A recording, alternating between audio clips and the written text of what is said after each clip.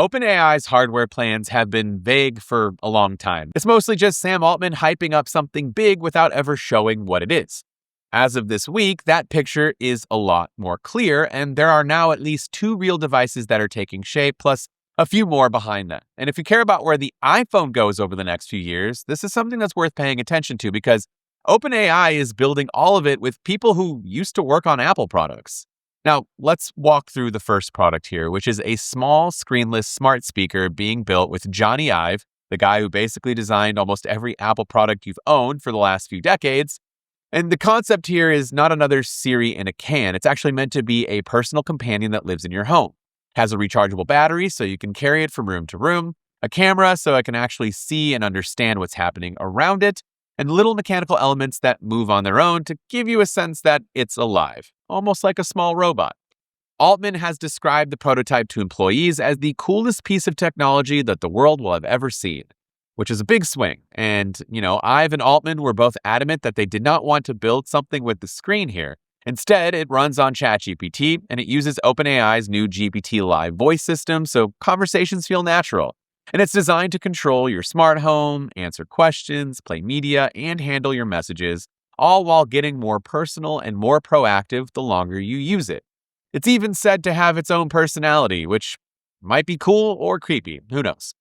Interestingly, OpenAI reportedly doesn't even consider the HomePod or HomePod Mini to be competitors, even though in my brain I'm just envisioning a HomePod or a HomePod Mini, which tells you that they think they're building something in a different category entirely. That speaker slipped from an original target of this year and is now expected in early 2027 and might cost somewhere between $200 to $300. Now, the bigger story is that OpenAI might be making a phone. Apple analyst Ming-Chi Kuo actually describes this as an AI agent phone, and the pitch is genuinely different from anything that you're using today.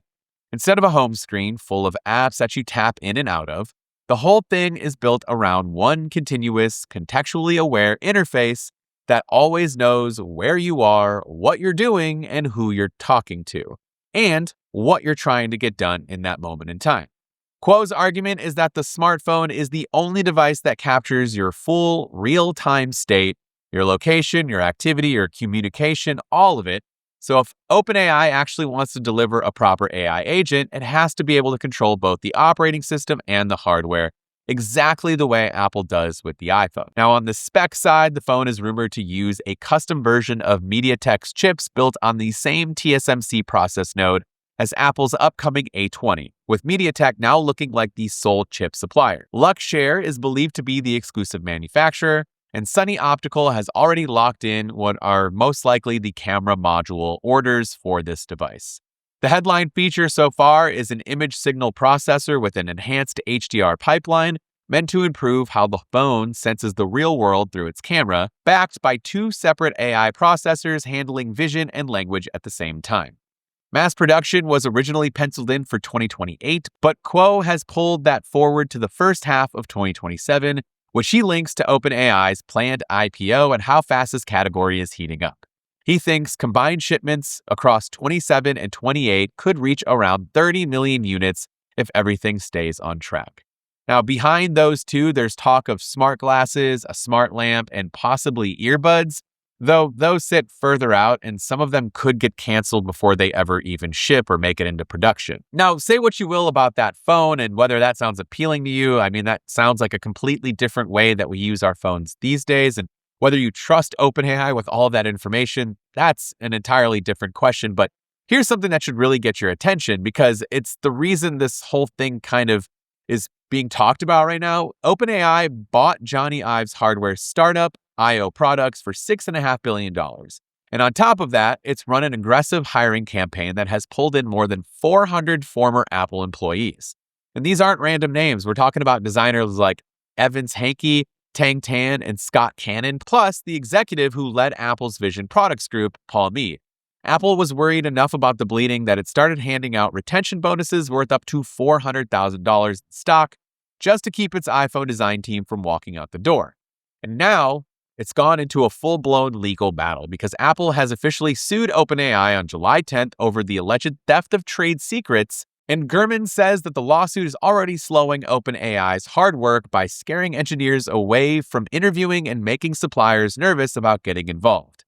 Now, for what it's worth, OpenAI is obviously going to deny all of this and also has stated that it has no interest in anyone else's trade secrets, but the lawsuit has just started and it's only going to get worse potentially from here, so just something to monitor and see how this all shakes out. But what does this mean for Apple fans? Well, Apple is separately rumored to be working on its own smart glasses, AirPods with built-in cameras, and an AI pendant, as well as a smart home hub with a much smarter Siri integrated in it.